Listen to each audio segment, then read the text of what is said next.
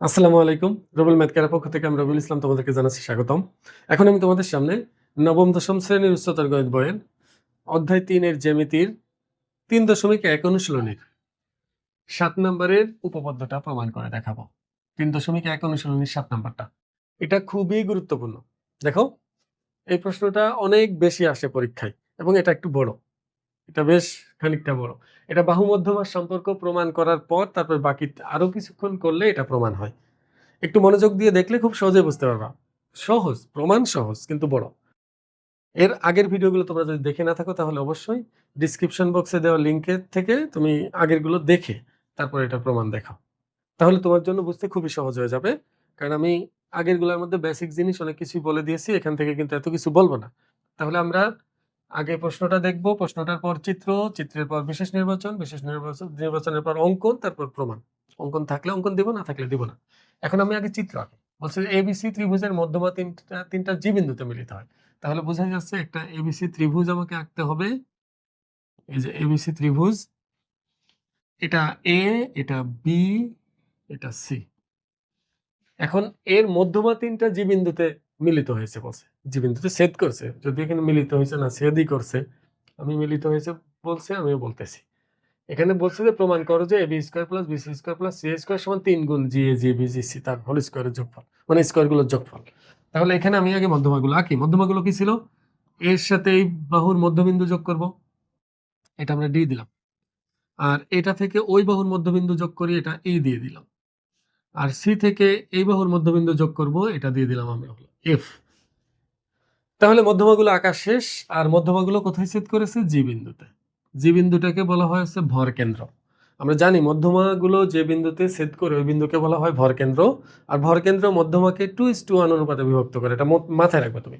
দেখো, এই পাশে যতটুকু থাকে এই পাশে তার অর্ধেক থাকে। এই জন্য বলা হয় এটা, এই ভর কেন্দ্রটা, এই যে ভর কেন্দ্রটা মধ্যমাকে 2:1 বিভক্ত করেছে। এখানে 10 হলে এখানে 5, এখানে 20 হলে এখানে 10, সবগুলোই। এখানে 5 হলে এখানে 2.5, এখানে 6 হলে এখানে 3। একইভাবে এগুলোর ক্ষেত্রে প্রযোজ্য, সবার জন্য একই। তা আমরা এখানে ওই অনুপাতের সাহায্যটাও নিব। তার আগে আমরা এখানে বিশেষ নির্বাচনটা দেখো। বিশেষ নির্বাচনটা তোমরা নিজেরা লিখবা, আগের গুলার মতোই বিশেষ নির্বাচন লিখবা। বিশেষ নির্বাচন কি আছে? দেওয়া আছে যেহেতু সবকিছু, তাহলে তুমি দেওয়া আছে দিয়ে শুরু করবা। দেওয়া আছে দিয়ে সবকিছু লিখতে থাকবা। লিখতে লিখতে প্রমাণ করো যে বলছে না, এখানে লিখবা প্রমাণ করতে হবে যে, মানে শুধু এখানে লিখবা প্রমাণ করতে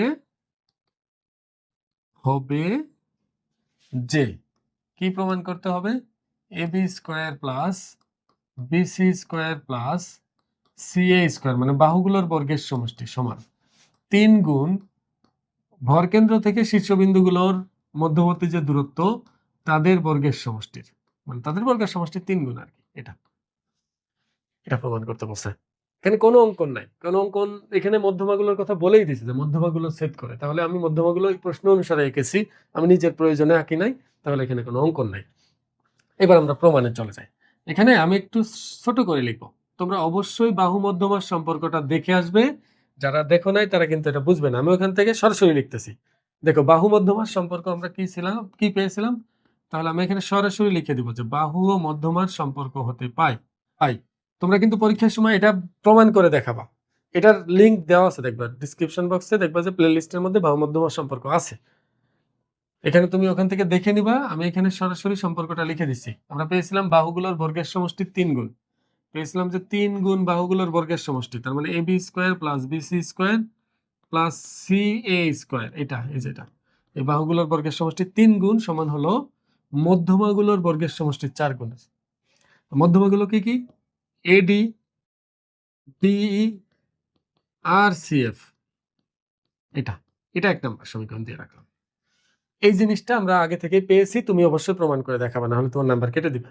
আর যদি দেখো যে পরীক্ষার হলে একেবারেই তুমি সময় করতে পারতেছো না, শেষ হয়ে গেছে টাইম, তাহলে তুমি সরাসরি এটা লিখো। তাহলে ২ দিলেও দিবে তোমাকে, একদম 0 দিবে না, কমাই দিবে আর কি।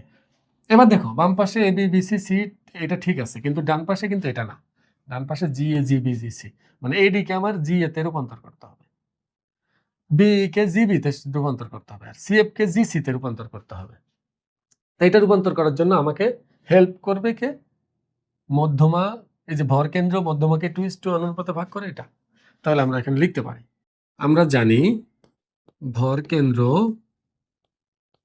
ভরকেন্দ্র মধ্যমাকে 2:1 2:1 অনুপাতে বিভক্ত করে, অনুপাতে অন্তর্বিভক্ত করে। এখন বলো তাহলে আমরা এটা 2:1 মানে কি, এটুকু 2 একক, এটুকু 1 একক, এটা মাথায় রাখো। তাহলে এজি অনুপাত জিডি সমান হলো 2:1। এটাকে আমরা লিখতে পারি এজি ডিভাইডেড বাই জিডি সমান হলো 2/1। একটা জিনিস বোঝার চেষ্টা করো, আমি জি এ আনবো এডি কে সরিয়ে, মানে এডি কে সরিয়ে জি এ আনবো, মানে এডি এর পরিবর্তে আমি যদি জি এ আনতে চাই, তাহলে আমি এমন একটা সমীকরণ এখানে গঠন করব, এমন একটা সম্পর্ক এদের মধ্যে স্থাপন করব যেখানে এডি এবং এজি থাকে। এখন এডি আর এজি যদি আনতে চাই, তাহলে এজি আমাকে রাখতে হবে, কারণ এখানে আছে। আমি এজি লিখছি, জিও লিখতে পারবো, সমস্যা নেই। জিডি তো থাকবে না, তাহলে আমি এক কাজ করি, এটাকে উল্টাই নেই, জিডি বাই জি এ, যাও ঘুরে নিলাম, জিডি বাই জি এ সমান হলো 1/2। এটা কেন করলাম দেখো, আমি এখন যোজন করব। যোজন কি, লব যোগ হর ডিভাইডেড বাই হর সমান লব যোগ হর ডিভাইডেড বাই হর। আমি শুধু যোজন করলাম, যোজন। এটা কেন করলাম দেখো, আমরা জানি যোজন করলে হর পরিবর্তন হয় না, পরিবর্তন হয় কি, লব। তা আমি তো চাই যে এজি অপরিবর্তিত থাকুক, কিন্তু জিডি পরিবর্তন হয়ে যাক, কারণ এখানে জিডি নাই, আবার আমার এই ডান পাশেও জিডি নাই। তা এই জন্য আমি এটা উল্টাই নিলাম যেন জি এ নিচে যাই, জি এ নিচে গেলে জি এ অপরিবর্তিত থাকবে, তাই না? জিডি প্লাস জি এ মানে কি দেখো, জিডি প্লাস জি এ মানে এটার যোগফল কি, পুরো এডি নিচে হলো জি এ 3/2।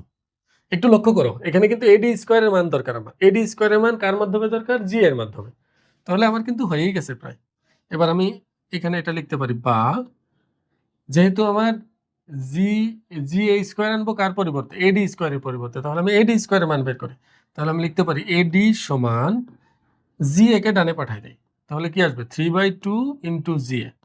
এবার উভয় পক্ষকে বর্গ করি, বর্গ করলে হয় এডি স্কোয়ার সমান, দেখো এই পাশে যদি বর্গ করি 3/2 কে বর্গ করলে হয় 9/4, আর এটাকে বর্গ করলে হবে জি এ স্কোয়ার। আমি এডি স্কোয়ারের মান পেয়ে গেছি। দেখো এখানে কিন্তু মেন লাইনটা দেখো, এটাকে আমি এভাবে লিখছি, কেন উল্টাইলাম, কারণ আমরা জানি যোজন বিয়োজন বা শুধু যোজন করলে শুধু হরটা পরিবর্তন হয় না, হরটা ঠিক থাকে। তা আমি যদি এখানেই যোজন করতাম, তাহলে এই জিডি রয়ে যেত, আমার জিডি তো দরকার নেই, জন্য উল্টাই নিয়ে যোজন করছি এই জন্য, কারণ এটার যোগফল আমার লাগবে, এডি আনতে হবে এই জন্য। তা এখন আমরা অনুরূপ ভাবে এখানে লিখতে পারবো, দেখো অনুরূপ ভাবে একটু লক্ষ্য করো, এডি স্কোয়ার সমান হচ্ছে 9/4 গুণ এটার স্কোয়ার, তাহলে বি স্কোয়ার কি হবে, বিই স্কোয়ার সমান হবে 9/4 গুণ জিবি স্কোয়ার, এবং সিএফ স্কোয়ার সমান কি আসবে, সিএফ স্কোয়ার সমান আসবে হলো 9/4 গুণ জিসি স্কোয়ার। এটা এখন আমি যদি এই এডি স্কোয়ার, বি স্কোয়ার এবং সিএফ স্কোয়ারের মান 1 নং এ বসিয়ে দেই, তাহলে প্রমাণ হয়ে যাবে। এখন দেখো আমি লিখে দিই, আমি এখানে 1 নং হতে লিখে দিচ্ছি, 1 নং হতে মানটা আমি এখানে বসাচ্ছি, কারণ ওই পাশে নিয়ে বসালে মানটা বসাতে একটু ঝামেলা হবে। দেখো বাম পাশে আছে কি, 3 গুণ AB square plus BC square plus CA square সমান 4 গুণ। দেখো এটার পরিবর্তে বসবে 9/4, এটার পরিবর্তে 9/4 ইন্টু এটা, আর সিএফ এর পরিবর্তে বসবে এটা, তাহলে 9/4 G A square, 9/4 GB square, 9/4 GC square. একটু লক্ষ্য করো, আমি যদি 9/4 এখান থেকে সব জায়গা থেকে কমন নিয়ে নিই, তাহলে 4 আর এই 4 কাটা যাবে, থাকবে শুধু 9। আমি ওই পাশে যে লিখি 3 গুণ AB square plus BC square plus CA square, আর এখানে 4 ছিল, সাথে 9/4 যদি আমি কমন নিই, দেখো